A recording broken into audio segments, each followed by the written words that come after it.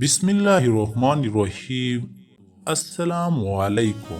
یہ ایک نہایت سبق آموز اور ایمان افروز واقعہ ہے جو حضرت عمر فاروق رضی اللہ تعالی عنہ کی رعایا پروری، انصاف پسندی اور عاجزی کو نمایاں کرتا ہے۔ خلافت فاروقی عدل و انصاف کی اعلیٰ مثال تھی اور آپ رضی اللہ تعالی عنہ ہر وقت اپنی رعایا کی فلاح و بہبود کے بارے میں فکر مند رہتے تھے۔ اس جذبے کے تحت آپ رضی اللہ تعالی عنہ اکثر راتوں کو بھیس بدل کر مدینہ کی گلیوں میں گشت کرتے تاکہ عوام کے مسائل کا خود مشاہدہ کر سکے۔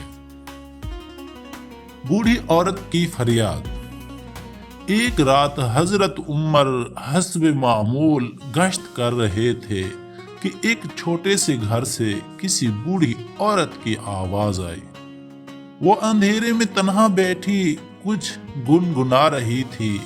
حضرت عمر رضی اللہ عنہ نے غور سے سننا شروع کیا تو وہ خاتون رسول اللہ صلی اللہ علیہ وآلہ وسلم کی مدح سرائی کر رہی تھی اور ساتھ ساتھ زمانہ خلافت فاروقی پر بھی اپنے تاثرات کا اظہار کر رہی تھی۔ اس کا کلام کچھ یوں تھا: ہے وہ زمانہ جب محمد صلی اللہ علیہ وآلہ وسلم ہمارے درمیان تھے، وہ رحمت و شفقت کا پیکر تھے۔ ان کے بعد ابو بکر آئے، وہ بھی راست باز اور نیک تھے، لیکن اب عمر خلیفہ ہے مگر وہ ویسا نہیں۔ یہ الفاظ سن کر حضرت عمر رضی اللہ تعالی عنہ کے دل پر ایک چوٹ لگی۔ وہ فوراً دروازے کے قریب گئے اور اندر سے اجازت طلب کی۔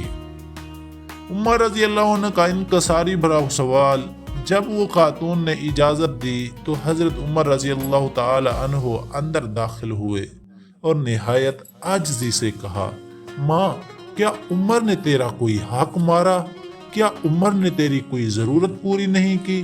بوڑھی عورت نے جواب دیا: نہیں بیٹا، عمر نے میرا کوئی حق نہیں مارا، نہ ہی مجھ پر کوئی ظلم کیا، مگر محمد صلی اللہ علیہ وآلہ وسلم جیسے کوئی نہیں ہو سکتا۔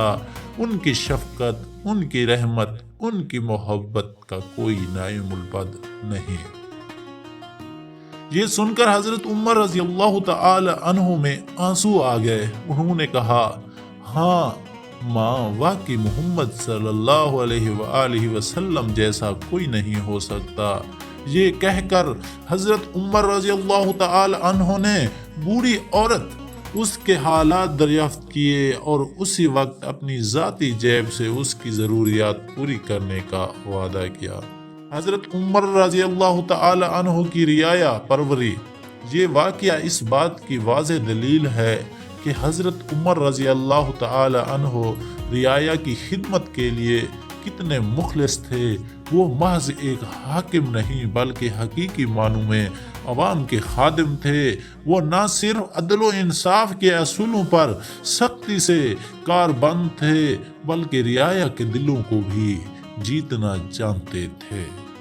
یہ واقعہ ہمیں سکھاتا ہے: نمبر 1، عاجزی و انکساری اقدار میں آنے کے باوجود حضرت عمر رضی اللہ تعالی عنہ کا دل غرور و تکبر سے پاک تھا۔ نمبر 2، خدمت خلق و رعایا کی تکالیف جاننے کے لیے خود گشت کرتے تھے، کسی ذریعے پر انحصار نہیں کرتے تھے۔ نمبر 3، عدل و انصاف، عوام کی رائے کا احترام کرتے اور اگر کسی کو کوئی شکایت ہوتی تو فوراً اس کا ازالہ کرتے۔ رسول اللہ صلی اللہ علیہ وآلہ وسلم کی محبت۔ حضرت عمر رضی اللہ تعالی عنہ خود بھی نبی کریم صلی اللہ علیہ وآلہ وسلم سے بے حد محبت کرتے تھے اور جانتے تھے کہ ان جیسا کوئی نہیں۔ یہ واقعہ ایک بہترین جس میں خدمت خلق، عاجزی اور عدل و انصاف کے اصولوں پر روشنی ڈالی جا سکتی ہے۔ امید ہے کہ آپ لوگوں کو میری ویڈیو اچھی لگی ہوگی۔ اگر اچھی لگی ہے تو میرا چینل ضرور سبسکرائب کر لیں اور بیل آئیکن کے نشان کو بھی ضرور دبائیں۔ اللہ حافظ، اپنا خیال رکھیے گا۔